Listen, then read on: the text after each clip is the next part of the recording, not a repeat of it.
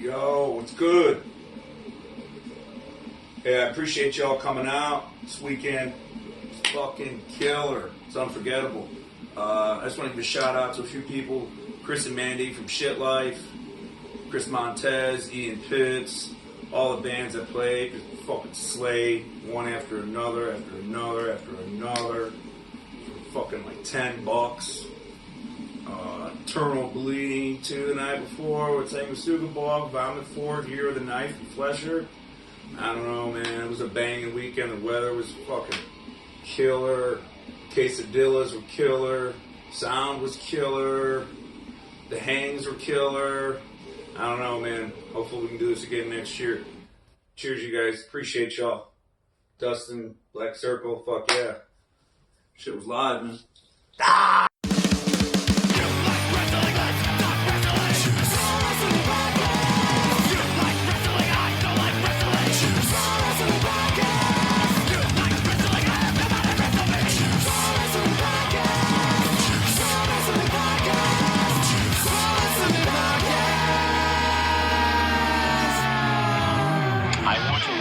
You so freaking bad. Wrestle me. Welcome everybody to Juice Pro Wrestling Podcast. Welcome back for episode 225, Blastbeats and Blasphemy. Yeah, thank you, Bodie. Thank you, brother, for picking up my fucking slack. I'm a little bit parched in the throat region from this past weekend. Oh, God damn. But before we break into that, I want to remind you guys, if you're watching right now on YouTube, hit that like, subscribe, and share button. Tell all your motherfucking friends, whatever podcasting platform you're listening to this on, leave a rating and review. It's so simple. All of it. Fucking easy. Just do it. I'll fucking kick you in the dick or the vagine, whatever you have, whatever you prefer, because it's 2023. Some of you just don't know what you got. I went there. That's right. Whatever. I'm still a good guy. Kick him in the bobs, too. That's right. Kicking in the bobs and the vagine. So real quick, but not real quick, I want to do a fucking dude. The title of the episode this week is Blastbeats and Blasphemy. And first and foremost, dude, I gotta give a fucking shout out to the brother Darren Stone, man. Fucking happy birthday. Saturday was his birthday. This was the second year he's thrown a birthday show. And, you know, after the first year, he's like, I don't know if I'll fucking do this again.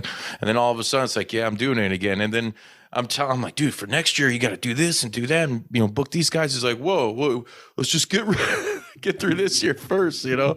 I think you gotta do it. Hold on. Yeah, right. Settle down, Juice. Like, I can't. I won't. Holy. That guy. Brought together, man, Bodie, and dude, if you guys were there, I mean, it would just make the circle. I would have been. I would have asked to play the damn thing if I was still living in Milwaukee, Racine area. It would have been like still in Wisconsin. Oh yeah, complete, man, because there were so many fucking people, like, you know, the metal family and shit and friends that, dude, we haven't all been together in years, dude, and Dude, I can't shout him out enough because he brought us all fucking together, you know. Give a shout out to Maria and fucking Matt for coming out. Dude, Hell yeah, Maria's awesome. For the first time in probably 10 years, you know, and unless it was a wedding or a funeral, and this wasn't, dude, you had Decrypt in the house. The whole fucking band was in the house. Damn. Fucking Jimbo showed up. Jimbo? Jimbo was there, dude. I haven't seen Jimbo in years. Yeah, former bass player, a handsome prick, too. How's he dropped doing? Like 60 pounds, looking trim, really? Still as judgmental as ever, but, you know, it works for him. It works. Oh, fucking like this band. But it was good to see him and his wife. They came out. Geisha was there, too. So, I mean, dude, you even had... Nice. You had the OGs, dude. You had any variation of Decrypt that you fucking wanted that night. You had the Moiscus Disciples in the house, you know? Like... Ooh. Fucking what the steel there. Wet the steel. Putrid Pile, dude. Like, great to see fucking Pile. My boy Sean. Man, I've known Sean for years, dude. I've like years and years and years, dude. I knew him when he didn't, and I have it. I have the demo, his demo, where he didn't have the Putrid Pile logo yet. It was just bam, solid font, Putrid Pile. Nice. That's how far we go back with that solid font, Sean. Just saying. Oh yeah. Just saying, shout out to Sean, dude. Don't fuck with this logo, dude. Don't condense it. Don't lengthen it. Leave it the way it is. Stop. Next time we talk to him, ask him about the garbage Christ. Going to. I don't know if I should bust it out, but just ask him. He should know what that is. I will.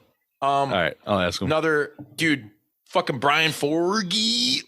Brian Forgy. I can't believe he showed up. Syphilic fucking played. It's been a while since I've seen that dude, and I think it's been like 10 years since he's fucking played. And somehow Stone just caught him on a good day, and boom, he's fucking playing a fucking killer set. And he was doing vocals though for somebody. Sorry, was he? Yeah, he was like doing vocals because we played a show with him in like 2015, no, 13. Holy shit, 10 years ago.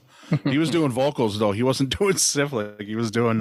It's so fucked up because I saw somebody posted a video of him at Midwest Fuckfest 2010, which was the last one. And he's wearing the original Midwest Fuckfest shirt. And that's what he wore this year. You know what? 14, 13 years later. Yep. Like, nothing's changed except you look like a fucking bum. I fucking love Brian, though, dude. And him and Zach, my guitar player, found common ground because they started fucking talking all kinds of Metallica, and they're both huge Metallica nuts. But, dude, it was so great to see fucking Brian, man. Like, and have, like I said, so many, debaucherous moments that we just can't say on air. Maybe one day you'll find out in the book. Probably not, because it might be incriminating, but I'm not going to tell you.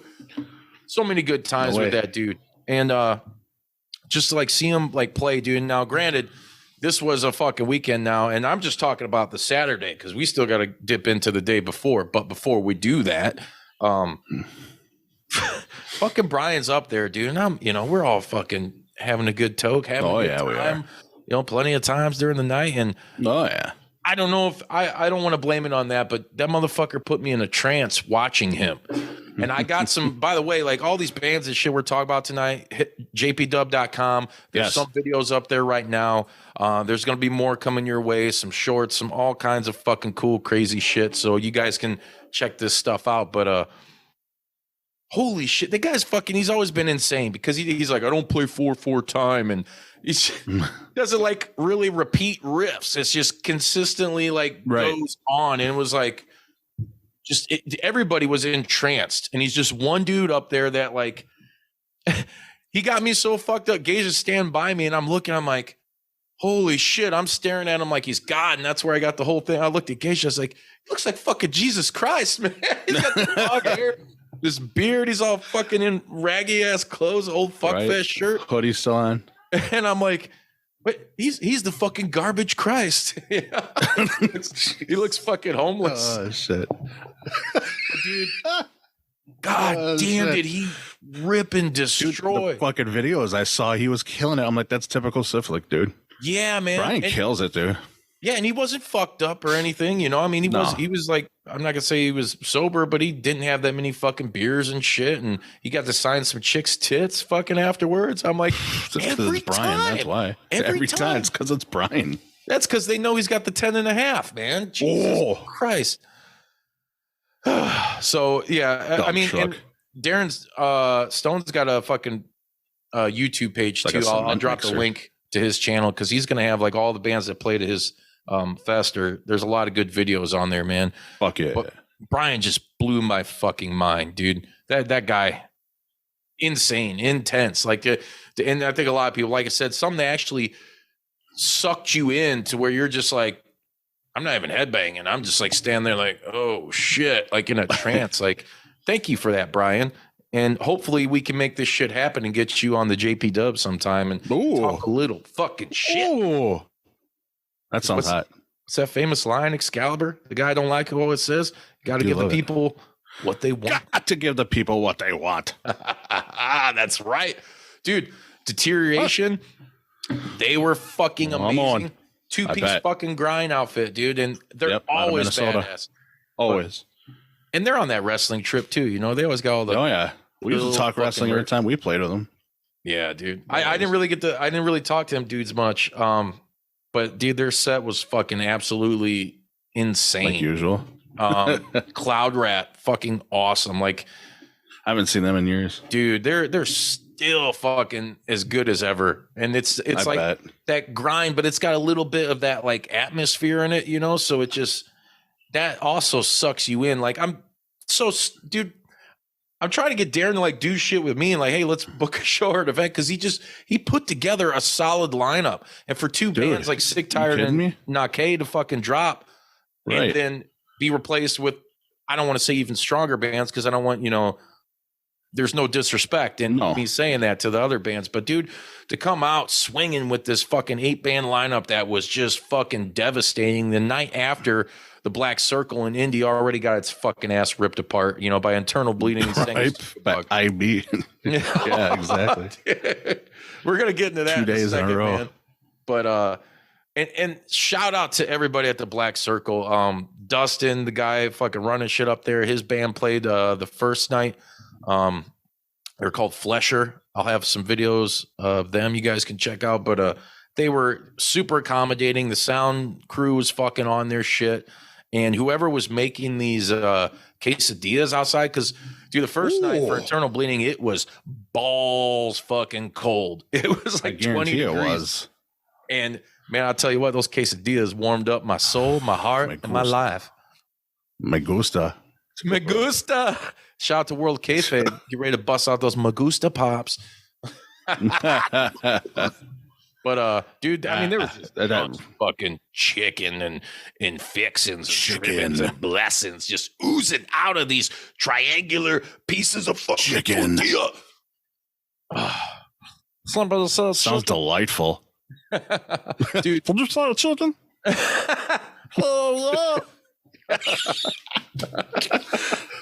By the way, check out the new Aqua Teen movie. It's fucking great. Dude, it's on HBO Max. I gotta check that out. Yeah. I watched it. Awesome. But yeah, shout out to those guys because they kept everybody fed and going. There was a pizza place called Grump's Pizza or something. Geisha was all butthurt that it was shut down. I was like, man, he told me like 3 or 4 times that night about the fucking pizza. I'm like, you fat fuck. I'm sure it was delicious, but come on. We're here for something else, Damn. So I'm trying to think. I'm trying to rewind, relive, recap. Good time, man. Are you talking fucking about evening? Friday night or Saturday? Saturday. So we had Deterioration. Did you see Necessary Death? Did you watch them? Yeah, I did watch those guys. They're playing MDF too. Yeah, they are. I was like, dude, I want to check these dudes out. Never seen them live, but yeah, they're here's the weird thing about that. There's a fucking my multiverse fucking form is in that band. There's a guy, I saw a fucking bag. Like I heard him talking to some dude, like maybe it was Stone, like when they pulled up. It's like, oh, this is Justin. Like, okay, there's a million people named Justin, right? My name's fucking Justin Wallace. That's a shoot. And I walk by and I'm like going up the side door and I see him. Brad pointed out, he's like, Justin Wallish. And I'm like, what? He looks at this fucking bag and it says Justin Wallish on there. And I'm like, get the fuck out of here. So we're walking in, we're talking, we meet each other.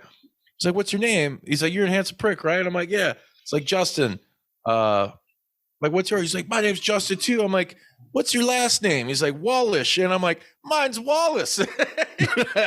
We just become best friends. Right? Did we just become best friends? Dude, it was fucking nuts, man. And they were fucking ripping, dude. They were Tim Ripper. Let me try to drum up a couple more memories. I saw No Mas was on the card. Did they play? No, that was Moiscus. Was it Moiscus? Okay, Moiscus. All right. I thought it said No Mas. I'm like, really? You got No Mas? I did too. Yeah, I did. Did you? Okay, because there's very similar. Those logos are very similar. Yeah, Moiscus is still kick ass, dude. Yeah, they fucking destroy it, dude. And I bet everybody destroyed. Thlurm, shout out to those guys. They were fucking cool. A couple of young kids fucking doing the grind deal, keeping it real. Everybody was super nice, respectful. There was no good. Love seeing the youngins. Yeah, as Stone would say, there were no trips to the booty house, no pricks, or the hospital. The booty house. And it's hard to believe because when you got Chris Montez, that's the way it should be. And Chris goes hard. Yeah, he does. He bites hard too. Yeah, there wasn't. I'm trying to think, maybe it was the first night. I don't know, but anyways, man. Just so great. I wish you guys were there. It was such a great fucking atmosphere, man. And I fucking love it. And like it's just proof of, you know, like that maybe the perception of like the underground death metal grind community maybe is great or it isn't. I'm not really sure. Great. I just know most people look at like this kind of music and probably don't expect good people, you know, but everybody was so fucking awesome and cool and like just like that's awesome, supportive of fucking each other. You know, I had to talk Cloud Rat down on a fucking couple shirts in the merch sale because it's a little fucking high. I know you're hanging out in the clouds, but goddamn, I was gonna say, Earth. Man, they're up there, dude. They do shows. Yeah, they are. But whatever, I still fucking bought them. So of course you did. Got to. I got a Putrid Pile logo flag. Better. We sold a bunch of fucking shit, which was always awesome. Got to. Trying to think of what else. I mean, just as far as that night goes, dude, it's one of the best nights I've had in a long fucking time, and I wish it could happen on the regular, you know. Just good people, good friends, great fucking heavy metal. Next time, Stone, let's bring it a little bit closer because, man, all those homeless people in fucking Indianapolis, to make me feel weird inside. You're homeless, but you dress pretty damn nice. I missed that, and if there is a third one, I might have to talk to him. Might have to talk to him about having a certain band play. I'll make the trip up. That is correct. I mean, dude, 2 drum machine fucking one-man brutal death fucking bands, like, and it was awesome with Cloud Rat in the middle to kind of balance, you know, the shit. Because we're used to, like, I mean, think all the old metal fest back in the day, and like, no knock to anybody that put them on, but you'd get like how many bands that were like Devourment or something, so you could just fucking take like yes, it's awesome. But when 13 bands are in succession and it's all like that, it's like, I don't care how down you are. Like, it's boring. I don't care if your name is Yosemite Slam. You got to give me some mixture in there, bro. Jesus. Dude, I mean, it was a grind fest is what people were calling it, whatever, you know, Blastbeats. Yeah, but there's a lot of style in that card, though. Yeah, dude. Not just all grind, but so much, so fucking much, man. But once again, Stone, God bless you, brother. Thank you. Yeah, man. We came home. I thought we were gonna beat him home because him and Montez were stopping at a record store to drop a couple of our vinyls off, and I'm like, hey Brad, let me just go with you. You know, I want to kind of get home quick and get some R&R, man. It was a long weekend. I barely got any sleep. It's a fucking first night we're down there. I think A-Bear and Montez were up to like 8 or 9 in the morning. Oh, I'm looking at Chris too, especially. I'm like, how did you do that? Yeah, no kidding, huh? He's like, oh, my pancreas. The next day, he's like, I'm switching the jack. I'm like, switching the jack? How about you drink some damn water? He was a trooper. He was going. Fucking rum's hurting my pancreas. I got to switch to jack. Right. As soon as we got in the hotel, I know they close them up, the windows for, you know, the suicide things. But goddamn, people can still kill themselves from shit stench. As soon as we get in there, windows are locked. There's like no fucking way for air to escape. There's no fan in the bathroom. Montez drops a fucking demonic load in the toilet, dude. Dude, he's like, I was holding it for a while, you know. I didn't want to stop. I was like, see, that shit was stewing, man. Bruce Campbell's chicken noodle. I'm losing it. Dude, it was so bad. I was like, I was laughing too because I was like, come on. All right, well, what are we doing, guys? Because I got to get the fuck out of this room. Yeah, I'm going to go for a walk. Our we stayed at a place called the Sleep Inn. Oh, yeah. And, man, dude, their fucking pool area was closed off. And we're like, what the fuck? Are we going outside? No CIM parties. Yeah, right? And you look in the fucking window, and it's like just a storage room now. The pool's all fucking drained and all shitty, looking like it ain't been used in years. And I'm like, me and Stoner are like, dude, you can smell the mold through the window. So what the fuck is that? Jesus. Oh, my God. Yep. Typical indie football. Like all right fucking hotel, you know? Yeah. Not too shabby. Not too shabby. No mattress, just a frame. There was. Montez chose to sleep on the floor the first night, but he only slept for like, he's like, I think he's trying to avoid my obnoxious gas attacks. Yeah, definitely a smart choice. Yeah. Or whatever. They smell good. Smell like candy. Dude, the first night though, and shout out to the guys, both Chris's and fucking Internal Bleeding. Yeah. Oh my God, dude, they were fucking so on. They were so fucking powerful and so on, man. It was fucking amazing. I got a lot of good footage of those guys. I made a joke to McCarthy. It's like, yeah, we first pulled up here. I seen you in the van, like in the driver's seat, and he's just like passed out, mouth wide open. And I was like, I seen your mouth wide open, you know. I had to walk by though. I ain't gonna fuck with you. Got to see him and chill with him and Pravelis for a little bit. Fucking awesome. In the circle and fucking shoot the shit, and it was so cool, dude. They just put on a hell of a show. And saw Devin, talked to him for a minute too, from Sanguisugabogg, which all these guys, awesome. Go back and check out episodes of Juice Pro Wrestling or the JPDUB, have all been on the show before. Killer episodes. Go back, watch it, relive. Devin's a lot shorter than I thought. I've never seen those guys in real life. No, like he's on video or whatever. Yeah, that's the first time. Iron. He's got some big arms or whatever. But then I'm like looking at him. I'm like, who the fuck is this? Glenn Danzig? Mighty Max? No disrespect, Devin, but you're kind of a small guy. But no, dude, he was super nice. Nah, man, he throws the fuck down though. He did, man. They fucking destroyed. But even still, I'm like, man, how the fuck are they going to follow up what Internal Bleeding was doing? It was, like I say, you guys, I'll plug jpdub.com a million times. It's the easiest way to hit to our YouTube because these videos are fucking amazing, man. I got a newer iPhone, so it looks and sounds fucking badass. Look at that. They were throwing down fucking hard, dude. And there was some cool fucking mosh pitting going on at the Ragu Festival. Oh, the Ragu Festival, huh? Yeah. And no, like I said, nobody got hurt. And there were some fucking people going up and like some chicks and shit just going on there and fucking crowd surfing or jumping the fuck off, moonsaulting out the balconies. I did see one guy, I'm standing there watching, I forget who it was, but like guy runs behind the bar. It's like, I need all the napkins you have behind the bar. And it's like, what? Well, why? It's like, guy busted his head open. And I'm like, I look behind me. I'm like, what the fuck? And a bald dude's just standing there. And it's not like spurting, but it's kind of spurting. It's showing some color. Coming out. Dude. I guess. Dude, he was getting some juice for sure. You should have fucking bulldogged his ass. Dude, just start laying into him. Drop him on a stack of dimes and calls a neck. He's working his cut. Working that cut over. DDT him into a pile of chairs.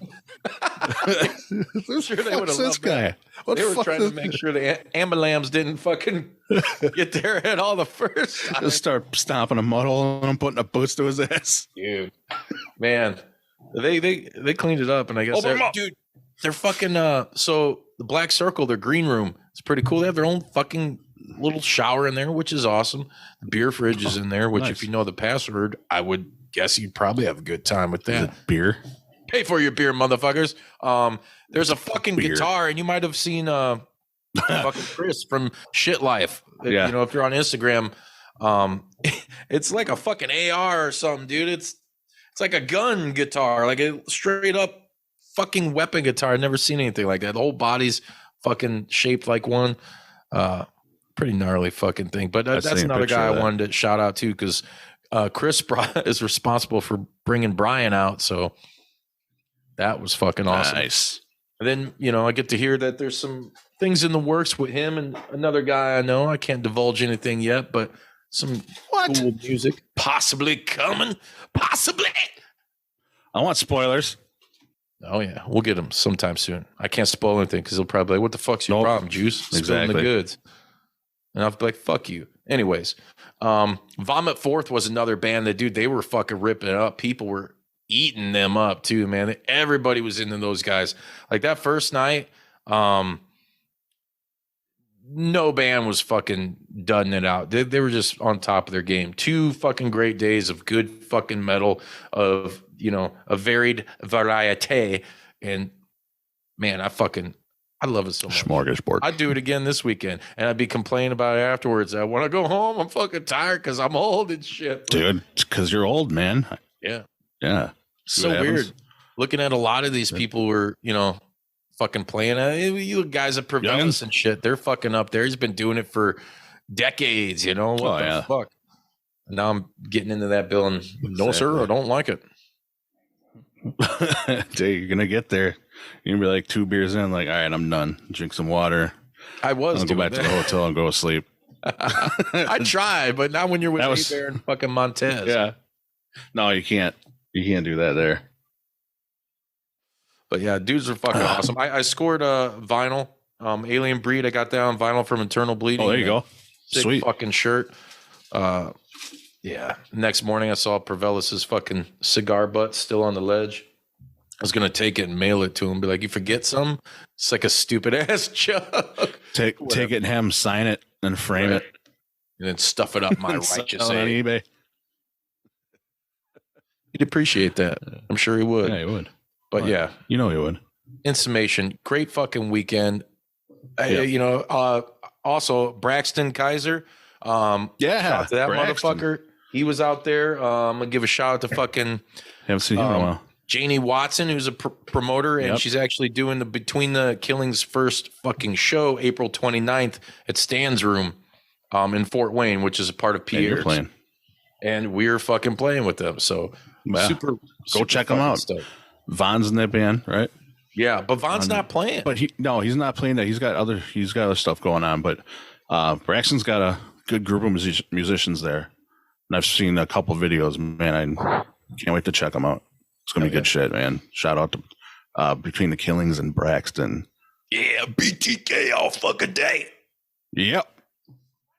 I like that, BTK all fucking day. He might steal that from you, dude. Probably will. I stole it from fucking Nick Gage. So yeah, why not? Me too. Fuck him. Speaking of Nick Gage. What do we got? I'm filling everybody on the wrestling shit. Half of you are the metal shit. Half of you are probably tuned out. I know Val Capone's not even listening anymore because she's like, one time you guys talked about something, I don't know what the hell it was, so I just tuned out. And I can't blame you, girl. I can't blame you. Most of you Chicago cover it all. Probably tuned out on us. But guess what? We're back. Yeah. Oh, shit. Record Store Day 2. Be on the lookout. Macho Man's fucking rap album is coming out. It's only the second time it's been pressed on vinyl. It's going to be on purple vinyl, man. So dude, get it, hit your local record stores up. Support and get that shit. Yeah. Record Store Day. Please do. .com. That's amazing. Yes. You better get it. Let's dive a little bit into the kiddie pool of professional wrestling, Bodie. Anyways, last week we were talking about the MJF Danielson. How we're really not into it. I don't know if it was last week. I don't remember. I can't keep up with shit. But anyways, we were talking about it. Not being invested in a lot of shit coming Revolution. Well, fucking Dynamite changed all that with MJF and Danielson pull apart. Yeah. And I was sold on that. That pull apart. What I liked about it, and I kind of thought about it when it was happening, when MJF was cutting his promo. Did he really, him and his fiance break up? And sure enough, they did. So there's a lot of truth behind this promo, and I thought that promo worked. And the way he spun it in a heelish way, like just like a greedy, like if I can't have happiness, nobody can have happiness. And I hope you know. Yeah, and he started cutting in, you know what I mean? Fucking Brian's family and shit. His family, yeah, and he brings the family, and I'm like, that's how you get me invested. Yep, that was classic. That was classic storytelling. You just amped up that feud from 10 to 11.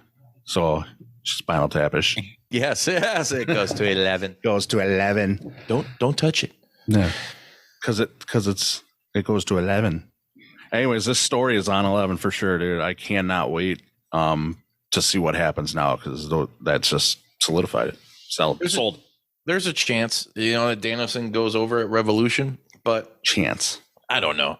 Then whatever. It's too hard to tell. Would I like him to go over? I think we all would. I think we kind of would. I think we all would.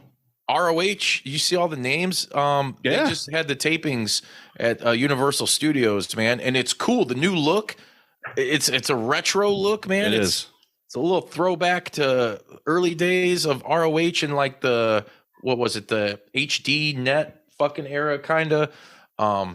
Man, dude, it's a lot of red and black, and I can dig it.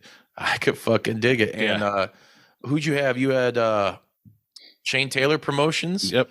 Kingdom. You had the Kingdom. You had fucking Mark Briscoe, who's spoilers for the tapings, because if you guys want to watch this, I think it starts early March. You have to get Honor Club to watch it. But Mark Briscoe is wanting to challenge Samoa Joe for the TV title. Yep. Silas Young. Silas Young. That's the name that was escaping me, dude. A lot of ROH alumni people that were fucking there before. So very promising. A good mix of, I think, what you'll see from AEW talent pool being regulars on that fucking show. You know, I just hope now that we can kind of kill a little bit of the crossover. You know, we've said a million times, I ain't going to be a dead horse, but, you know, give me AEW and then give me ROH. Yep. And maybe sometimes come together for a super show or whatever. But I just, you know, I don't want to see another fucking ROH title on AEW. I just don't. No, I hear you on that. I hope they keep it split like that. I hope they don't overuse AEW talent in ROH either. I hope they don't kind of flip the coin. I mean, I can see some AEW talent that's not getting a lot of screen time that is a great talent. There's no story, nothing being used. Then you can use them in Ring of Honor. I think you got to find that perfect balance, and I think it's going to be a little bit before you find that balance. But I'm with you. I want to see separate. I want to see separate talent on separate shows. You know, storylines. I mean, if they're in a faction, I mean, you know, factions can kind of bleed over a little bit. I'll give you some leeway on that, but you know, try and keep it straight down the middle. Yeah, like Fonzie. Mm-hmm. Yeah, daddy, right down the middle. Daddy. Call it down the middle.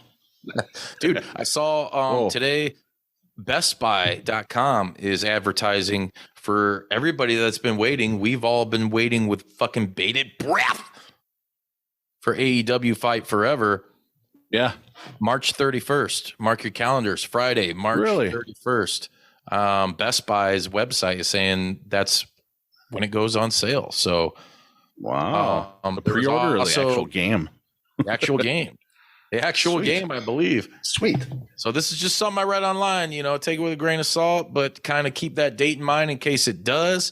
I also read that there's been a lot of new promotional material for the game films, so you'll probably be seeing some of that drop on their programming here fairly soon, because March 31st is just around the fucking corner. You know, we're kissing February goodbye. Yes, we are. Farewell. So long. That just means we're that much closer to the release date.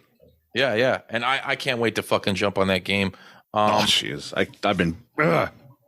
The other thing that's kind of going around with the rumors of, you know, Omega and the Bucks and WWE, I'm seeing it all over everywhere now that WWE is pursuing Omega super fucking hard. And, you know, what would that mean to AEW if the Elite does leave? I mean, as the super diehards, I think it does. It means some. I would feel a little deflated. When Cody left, I felt a little deflated. You know, I was like, oh, okay.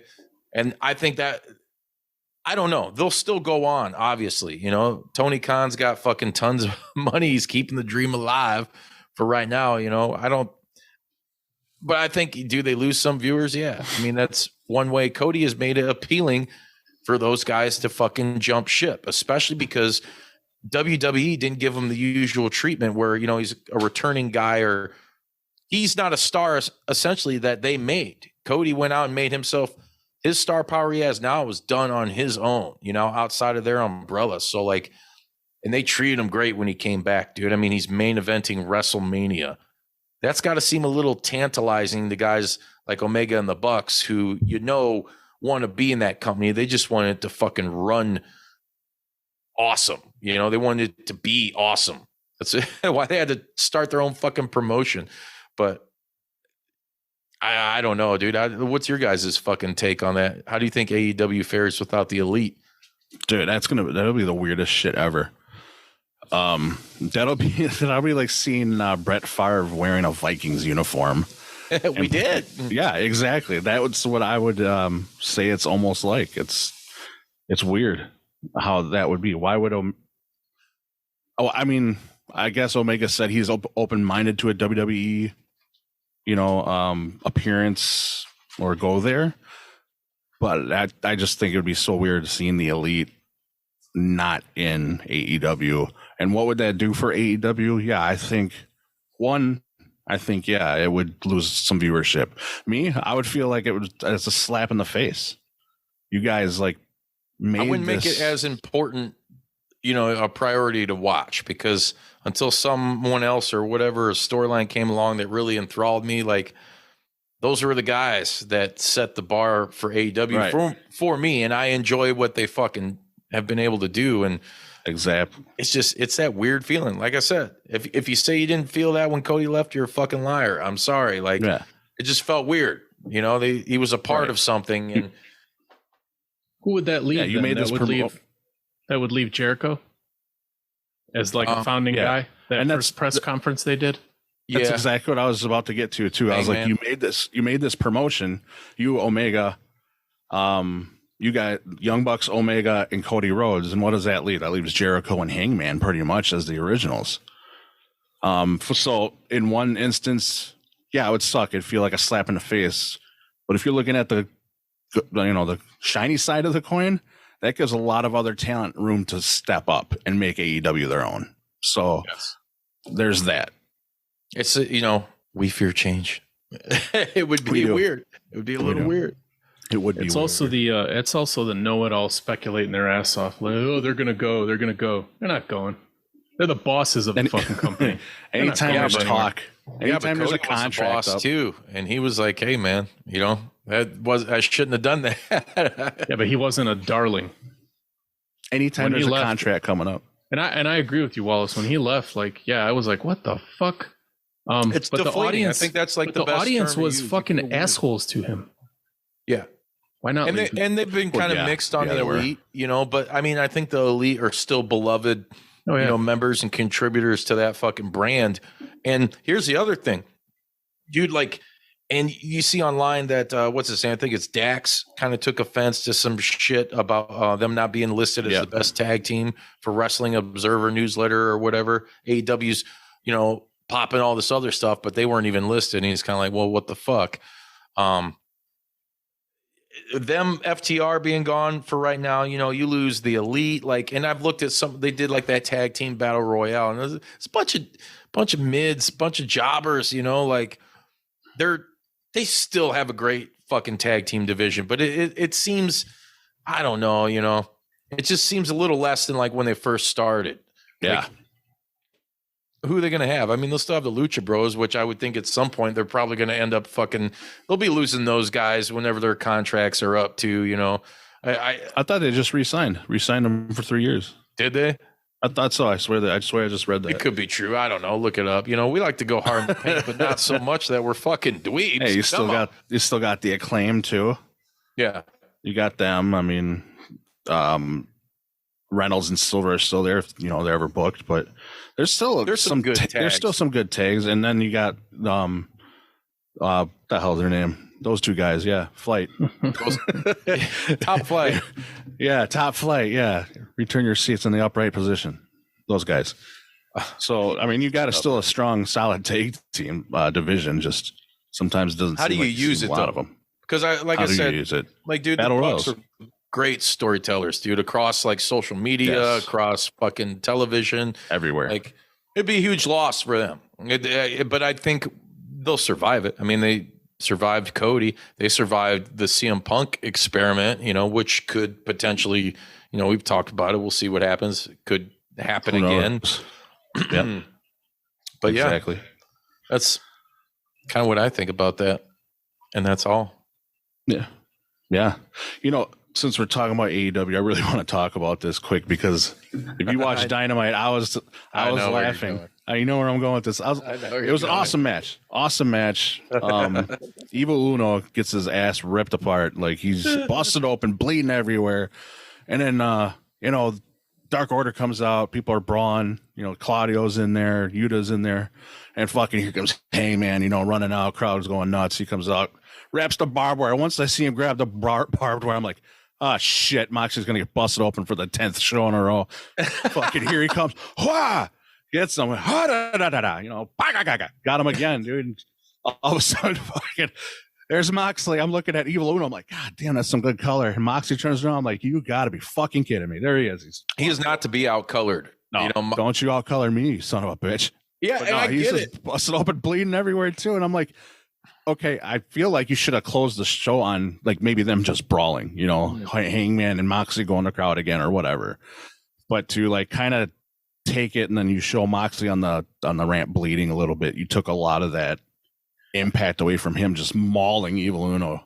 Dude, and we're like fans of like deathmatch and shit and all that, and it's cool, but I think man, I don't know. It feels like Moxley's over fucking juicing. His cup hath runneth over. Fucking juicing. I like dudes getting busted open as much as the next wrestling fan. Sometimes, but I don't know. Yeah, I was like, color for the sake of color is just like, come on, man. I don't know. It's just no. You're you ain't tiptoeing a fine line right now. Yeah, no. You're going to bleed at the pay-per-view. I can't hate on him because I do like it, but like I said, it's I love it. Every match you're getting fucking bust open. I'm sorry, man. Not every fucking match. It doesn't need to happen.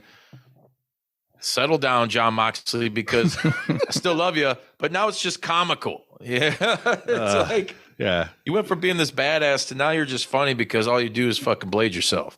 Exactly. Now you can be in a a non-blood match. They should do something like the match blood goes, in match. You can't bust Moxley. Yeah, blood in match. You can't bust open Moxley. Nobody can get busted open. Yeah. Jesus. Or you start bleeding, you got to clean him up. He comes out, he's already busted open. You got to clean him up, stitch him up, and you win. That's fucking great. Anyways, I used to have a running joke about Dusty Rhodes getting hit with a pillow, and he just started juicing everywhere. So easy, Mox, you're getting to that point, buddy. Yeah, and Flair too. Flair would blade just for he's fucking, he had a fucking during promos gig for gigging, Yeah, the guy blades during promos. You can't top that yet, but Moxley, you're getting there, buddy. I know we gotta see like Moxley do the fucking punch himself in the head, get himself so psyched up. Yeah, hold on. You watching Botchamania too, and some of these blade how they hand them out. It's just like some of them are so obvious, man. It's so fucking obvious. The ref putting it back handing out Ken. I seen that. Who did that? It was recently, and Sarah was sitting next to me on the couch, and I was like, "Watch, he just got handed the blade. He's busting himself open right now." She's like, "You think so?" I think it was Preston Vance, and so he's busted open. He's bleeding everywhere, and then he turns around, and I'm like, "Watch his right hand," and all of a sudden you see him slip it to the ref. I'm like, "Come on, guys, camera angles, let's go." They're bad. Some of them are bad. Oh man. But let's speak a little more about the good. Impact Wrestling's been killing it. They just had No Surrender. Holy shit, that Moose match with Joe Hendry, and he gave him the VR. Oh, dude, it was fucking awesome. Mustafa Ali. Musk. Elon Moose. He puts the VR headset on. Next thing you know, he's like, oh, yeah, and he's going like this, doing all this, and it's like Hendry flips the thing on the Tron so you could see what the VR Moose is watching. It's like all these fucking honeys, bottoms, and shit, and he thinks he's grabbing them. And then it goes into like, couldn't cut it in the NFL, sucks so bad. It's like horrible dancer, like all this shit, God. Dude. And he's like, he went from being like booty grabbing and shit to like, what the fuck? Like, fun fucking match. PCO, dude. I mean, dude, PCO. PCO. That moonsault. Yeah, dude. That shit's fucking insane, man. This dude's he's in store for a monster fucking run. So you guys, if you go on YouTube and do the Impact Plus app or whatever they have some kind of thing you could purchase monthly to watch their shows on YouTube as well. It's totally fucking worth it because they've been firing on all cylinders for a long time, but they get lost in the mix because Access TV, if you don't have that, I mean, and a lot of people don't, they're not in a lot of homes, YouTube doesn't make it super easy either. I don't know what the fuck's happening. They do not make it easy. No, dude, YouTube's been sticking it up our ass for quite a little bit, Oh yeah, everyone. But hey, you can still go on and watch our shorts. Everybody loves those. You can see a guy looks like a Targaryen fucking vampire headbang the Putrid Pile in the most ridiculous way. Yeah, it was great. Or you could go see Stone bust my ass with a fucking light tube when I got home That this was weekend. even better. That was better. Pulled up, motherfucker. I'm setting my shit out, and next thing I know, I just hear a pop and it kind of stung a little bit, and I'm surprised. I had a Dickies fucking, like one of those fucking coats that they wear, like a mechanic's coat, one of those on, and then a windbreaker underneath that, and he hit me with that shit. And I kind of felt a little, and I just turned around. You'll see. Go watch the fucking video, people. Watch the video. Maybe we'll fucking throw it on the beginning of this episode. I don't know. Maybe. Who knows? Maybe after. Maybe we just won't do it fucking at all. Maybe later. But dude, that fucking, I didn't expect it, and it was great. I'm sorry, brother Stone. I was pissed off for like a hot second, like a split second, until I turned around and see what it was. I was like, God damn, because I didn't even know it was him. I thought it was like a neighbor or some fucking, someone's trying to shoot me or some shit. We're in Maryville. Maryville keeping it real. Look out. Yeah, Maryville. 100 out there. Real. But yeah. They keep it a hundo.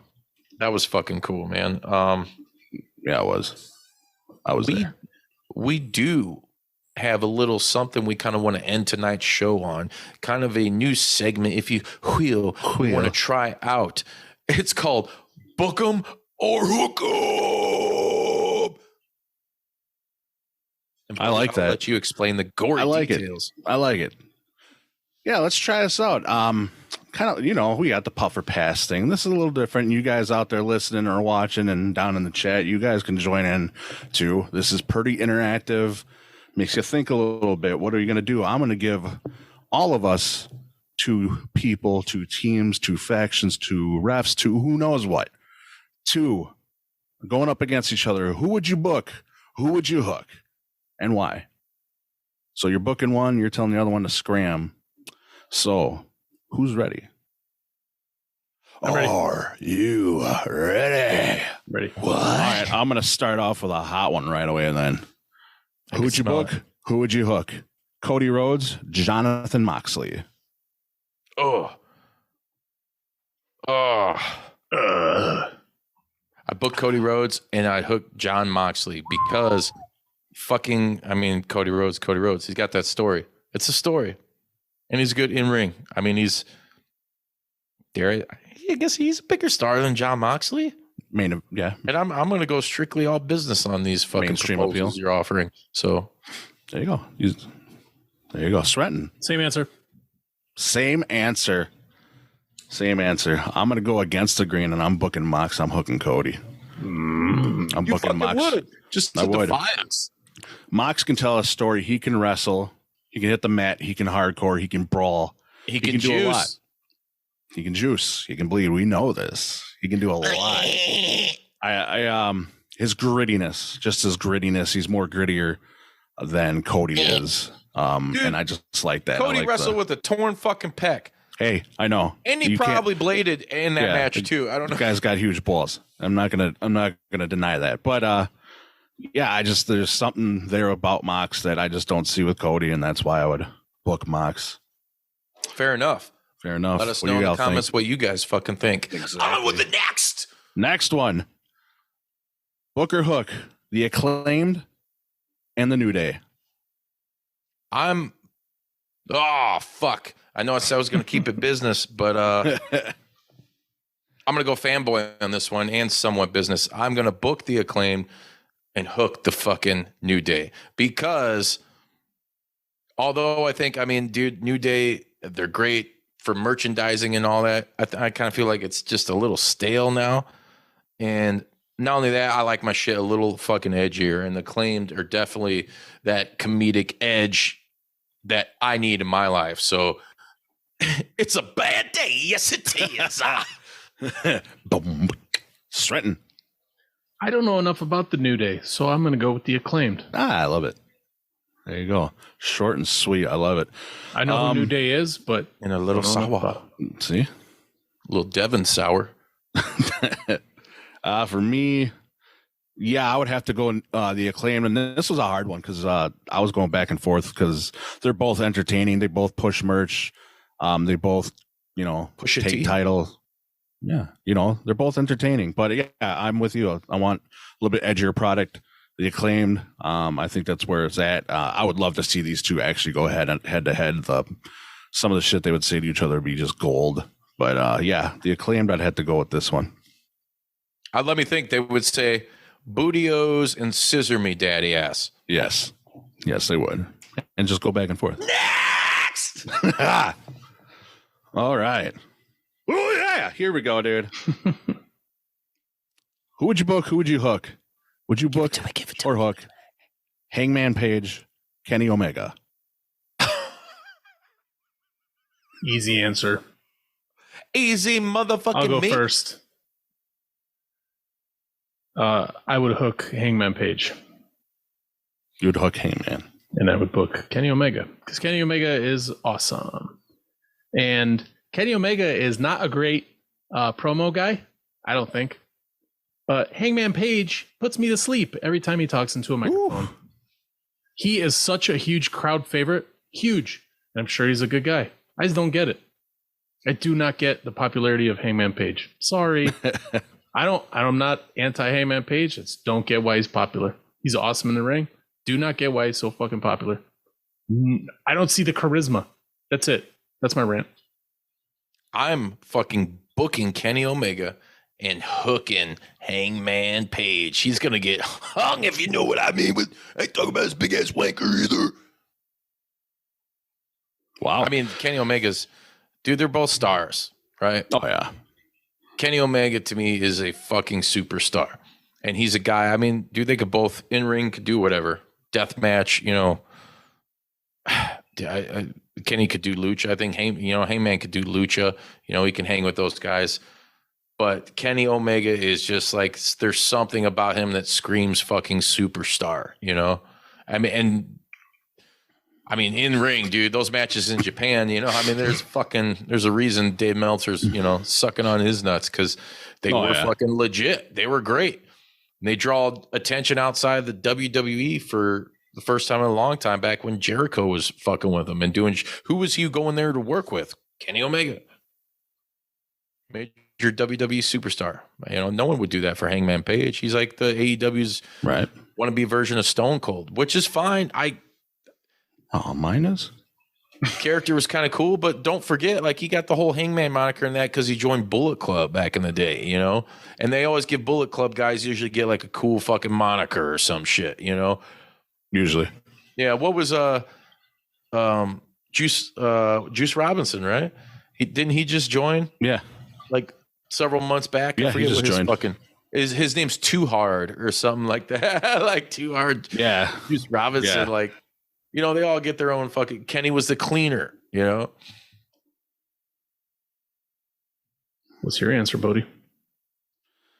Oh man.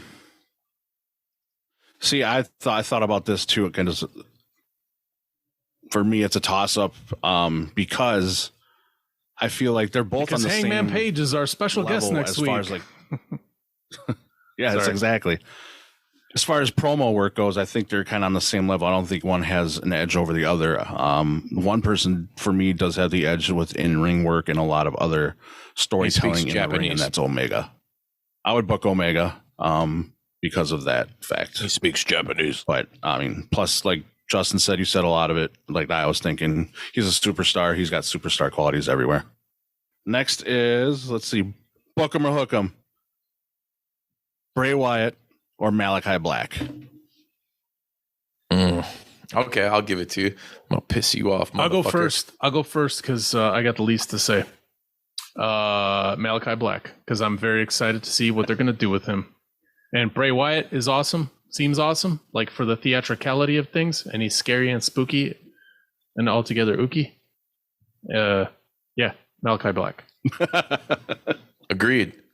I'm gonna book Malachi Black and hook fucking Bray Wyatt because for the same reasons you just said, but I think Malachi has still got more of a, I don't know, they're both great minds. I just like his kind of universe and shit a lot more, and I think he's super untapped. Like, you know, Bray's been allowed to do a lot of shit in WWE, like shit that normal people wouldn't have been able to do, you know? I also, sorry, I didn't say, I have super high hopes for the AEW storyline over the next year. and that involves my hope and what they're gonna like, what role Malachi Black has. I'm hoping. Odds are they're not gonna do it. Odds are they're gonna do everything they always did. That's just what I think. But I'm very, very hopeful that I'm gonna get hyped for AEW again because of him and what they do. And I gotta be biased. I dig Malachi Black. I have since he was Tommy End, on the Indies and shit. And he's a fucking like death metal, black metal dude. Sorry, that's end of the day, Bonus points. Boner. Right. Boners. Booking or hooking for me. I am going to book Wyatt, and I'm hooking Malachi. I think there's just a plethora of genius ideas brewing with Bray. Streamline that, get him in the ring with meaningful stories and feuds. The guy's a monster in the ring. We just need to see it. We're not seeing it right now, but it's there. And I think it's there more so in my mind. Well, it's hard to say that than Malachi. Malachi Black is a genius too. His storylines, the way he does, he comes off really dark and brooding. I love that.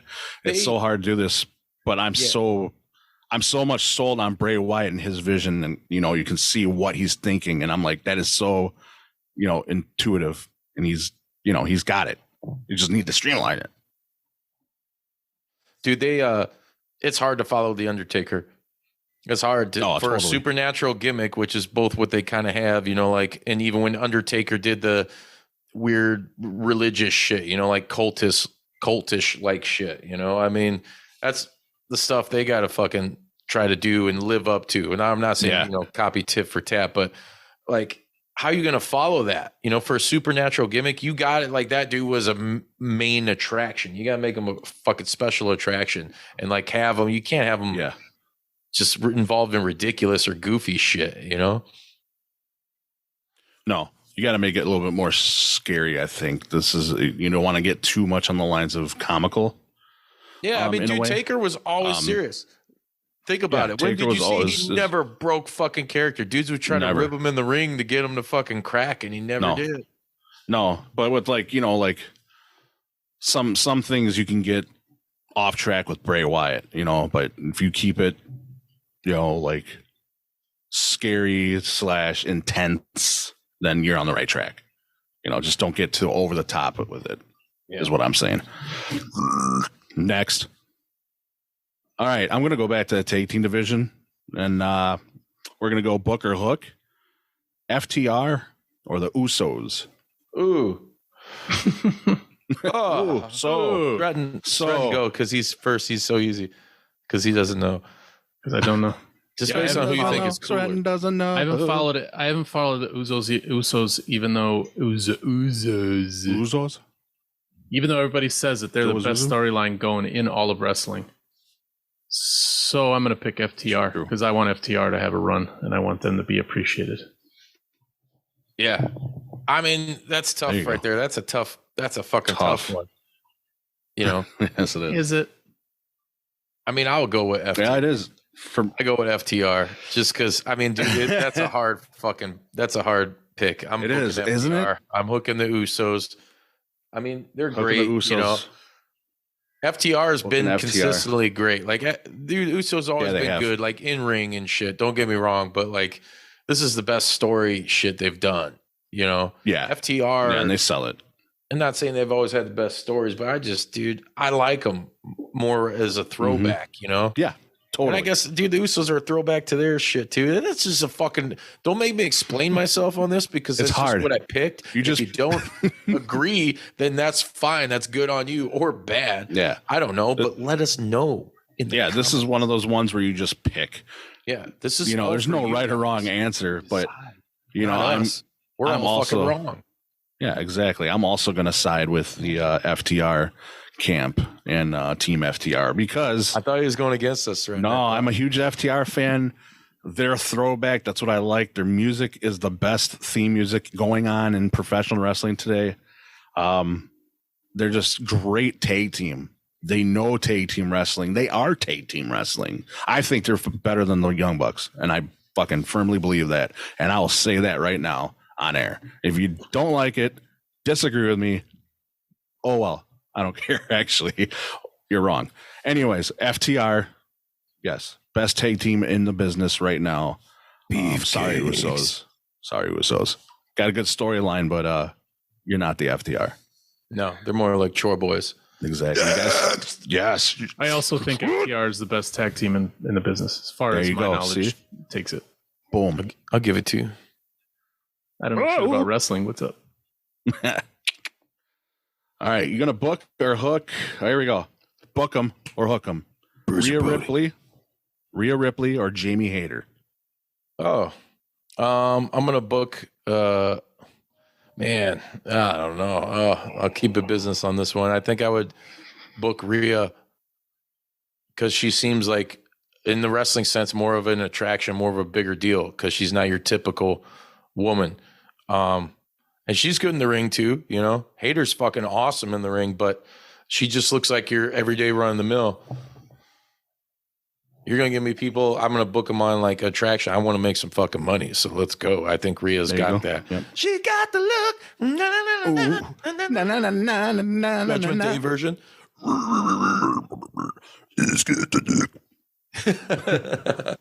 You just say Ship Shawana? I did. Yeah. So what are you, Shred, what are you thinking over there? Yeah, see? I'm going to say Jamie Hayter just to be opposites there. Yes. Even though Rhea Ripley looks awesome. She just looks awesome. She looks like an awesome professional wrestler. Yes. And she's really attractive. True. But I'm not picking her. I like it, Strenton. I like it. You know what? If you gave me Rhea Ripley and gave me the wrestling ability of Jamie Hayter, that's one perfect women's wrestler, or just one perfect wrestler in general. But with this segment right here, since I have to pick one, I am going the business route. It's all about cash. It's all about the look. I'm taking Rhea Ripley. You sick fuck. You son of a. But I do like where you're thinking, Strenton. I do. Yeah. Give me more of that. What am I thinking? What are you thinking? I'm respectful. Thinking about my butt cheeks. Thinking about my butt cheeks. Next. All right. Let's go a little off subject here. Who you booking? Who you hooking? You need somebody to call your match, right? So are you going to book Michael Cole or are you going to book Excalibur? Oh, I'm going with Michael Cole. I knew it, you son of a Michael bitch. Cole, and I don't even like Michael Cole, dude. I used to accept Excalibur and I like him, but I got a problem with like the flubbery, and I fucking drop my words and shit too. But I don't know. He just pisses me off sometimes. I don't know why. It's a weird thing. You're always bitching about him. I'm always bitching about how like this fucking guy just fucked up again. Like hire me, I'll do that shit in one fucking take. Yeah, right. It was like Micro Machines guy or whatever. We tried it once. Remember that money? Yeah, I think it could be. I think it could be better. But Michael Cole's been doing it for a long time, dude, and he'll go down as one of those voices. Yeah. When we do 50 years from now, if we're fucking not corpses, we'll we'll return to the Voices of a Generation, Volume 2. 7. Yeah. We only come so far. Oh yeah.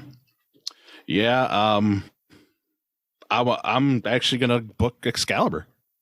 I would go Excalibur, not Michael Cole. Michael Cole's got a great announcement voice, like a play-by-play. I would put him up there with like, I hate the guy, but like Joe Buck or like Marv Alberts, like those kinds of guys. Marv Albert's the shit. He is the shit. The voice. I don't support exactly. And rape endeavors. His name is escaping me right now. But he was the Atlanta Braves announcer for the longest time. He just passed away not too long ago. Rest in peace to him. Tim McCarver.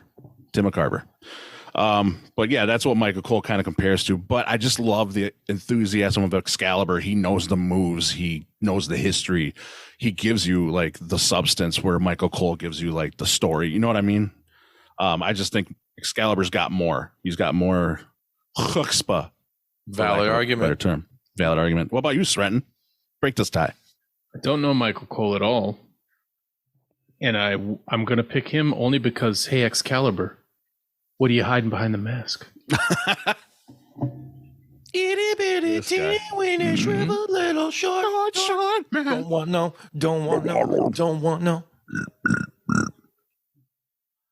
All right, Are we doing any more? How many more are we doing here? Give me 2 more. 2 more. All right, y'all. We got 2 more here. I hope you've been enjoying this. Hopefully you've been going Making with decisions, us too. life decisions. Yep. Now This is very I get the stressful. hard part of picking who do I want next here. All right, here we go. Book 'em or hook 'em. Are you going to do Roman Reigns or Seth freaking Rollins?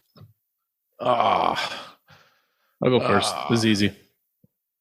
Go for it, Sweat. I, for some reason, have zero interest in Seth Rollins at all. Ooh. Period. None. So I Man. pick Roman Reigns because he's also been killing it, and I can't get over that one promo where Brock Lesnar, his mic stopped working, and he threw the mic at him, and he caught it like in one swoop, and I was like, Yeah, that was a shit. golly, what a fucking lottery ticket amount of luck that you catch it, but it was so smooth, and I was like, yeah. Roman And you Reigns, look like you can do whatever you Aquaman. want. And before True. he went on this bad guy run, people referred to him as like the other John Cena as far as like stuffing Yep. him down, like Vince McMahon was trying to like jam that down the audience's throat. Well, it turns out Vince McMahon was right. He's a fucking badass.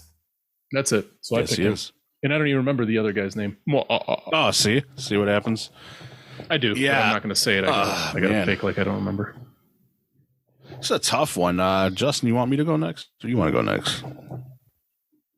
You go. I'll go next because you can round this one off. I don't think you've rounded any of them off yet. So I'll go next. And I'm going to say, you know what? I'm going to say Seth Rollins.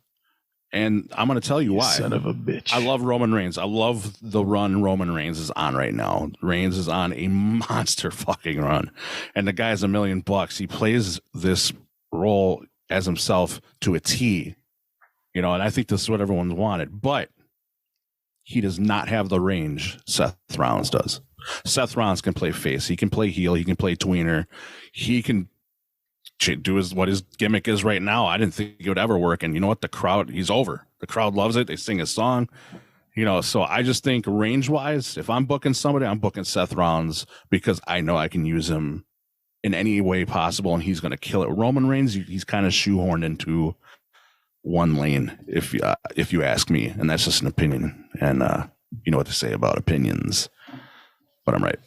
What about you, Justin? I'm picking Roman Reigns because he has the fucking body of a god, the face of an angel, and he's fucking, he looks like Aquaman. He's cool. And Seth Rollins has bothered the shit out of me for some reason. He's great in the ring, but dude, his voice pisses me off. And yeah, his fucking Aaron, Charlotte, North Carolina. He is versatile, but Roman's only had to put over like a couple gimmicks.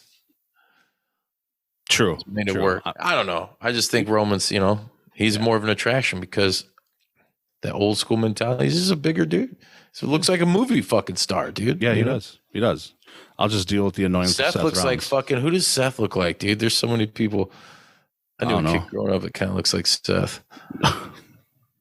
I have no idea who he like looks the like. super cool guy that hooks you up at Taco Bell. Yeah. He's a Bears fan though, so I'll give it to him. He's trained. I'm hating. I don't mind Seth Rollins. The dude that rolls up in the T-Bird, the 83 T-Bird, blasting Sister Christian. He's one of one of the guys that because I don't watch WWE. I don't have an opinion about him specifically because he's always been like he's just a guy I've never paid attention to. So I don't know shit about him. Yeah, that's fine. That is fine. I hope everyone out there has voted for Seth Rollins as well. They probably have. Just to agree with me because I like being agreed with. All right, y'all. What do you think out there? Why don't you throw it down the chatski? Anyways, we got one more for y'all. Let's make it a good one here. All right, let's end on this one. You gonna book or hook Okada or Bryan Danielson? I'll go first so you guys will stop grunting and moaning. I'll go first real quick. Fuck you. I'm cutting you off. Okay. I booked Danielson because it's easier to translate, I think, the American to the Japanese. And if you want to get over big, you got to get over in America. Japan's great. You'll still do Tokyo Domes and shit. But, dude, the merchandising and shit in America for the big companies, especially WWE, I'm getting that. It's insane. So who's the guy that can pull it off? Danielson. Okada, he doesn't speak much English, nor do I. Neither I'm do you. aware of. Yeah. Stratton, you want to go? Or do you want me? You could go. You want me to go? Yeah. This is another tough one because you go either way. Okada's money, man. That guy is going to make money. That guy is going to put asses in the seats. Exactly. That's why I'm relating it to it, man. That's what you got to do. You got to segue in the shit. Anyways, but Okada, this is tough, but I'm going to go with you, Justin. I'm going to agree with you. Bryan Danielson, you get that marketing machine behind him, you know, and Danielson's a merch pushing machine. Danielson's an amazing wrestler. The guy can do it all. And just how many stories he can tell, how versatile he is. Okada, don't get me wrong, Okada looks like, for lack of a better term, $1 million. He wrestles like $1 million, but yeah, same reasons you said, Justin. No shot to Okada, you know, no low shot to Okada. It's just how it is. I think we could push merch. I think you could pair someone. Now, if I'm booking or hooking, you know, I would book Heyman to be a mouthpiece for him, but that's a different subject for a different day. But anyways, yes, my pick is Danielson. Very nice. Well, what the fuck did you guys think? Let us know in the fucking comments. What does Stratton think? Oh, who cares? I love this guy. We need more of Stratton. We do, absolutely. Yeah, and we need more likes and subscribes in his clicks and fucking Facebook, Instagram, Twitter, TikTok. We're on all that shit. Yeah. See me get hit with fucking light tubes and some silly dumb shit. I hope y'all like the new segment. This is something we might pull out again later because there is a plethora of pairings we can go through. Odie, it's a perfect segment to get the wrestling Twitter up in an uproar. Yes.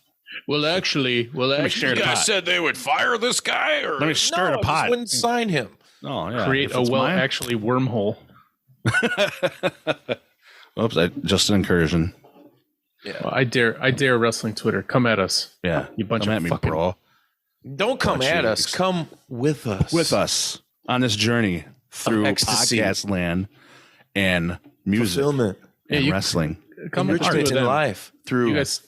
Wrestling Twitter, strenuous kiss my ass and sexiness, breathing techniques. Oh yeah. Oh wait. Labor breathing. I'm all about that. Labored breathing.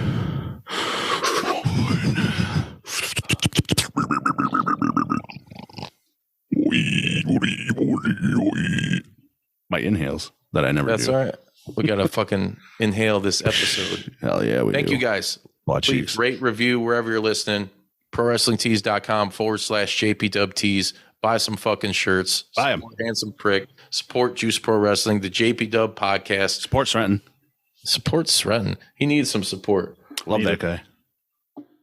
No, you know, y'all should support. I'm going to give a shout out real quick. Take this time real quick. My bro Jake just started up a podcast. If you like sports and just, mixed martial arts, he talks about that. His podcast is called I love this, The Man Cave Confession. So The Man Cave Confessions, you can find him on YouTube, look him up on Facebook, Instagram. He's out there, check him out. It's my bro. He was actually my tag team partner when I wrestled. I've known him for years, was in his wedding. Like I coached him in football when he was young. I was like 19. He was like 12 and 13. So we go way back. He's my brother, dude. So shout out to Jake, man. Love you, dude. Fuck yeah. Shout to all you motherfuckers. And I'm writing this theme song, so check that shit out when I drop it. It's going to drop real fucking hard, real big, and real stiff. Oh, until next week, my friends. We'll get you on the other side. Wet 'em up. Wet 'em up. Wet 'em up.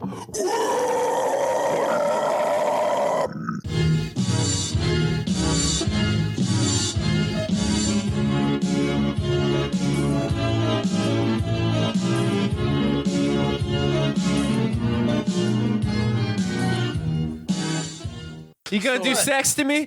Did you like that video? If so, be sure to hit like and subscribe and check out more killer content from your boys at Juice Pro Wrestling. Whoa, yeah!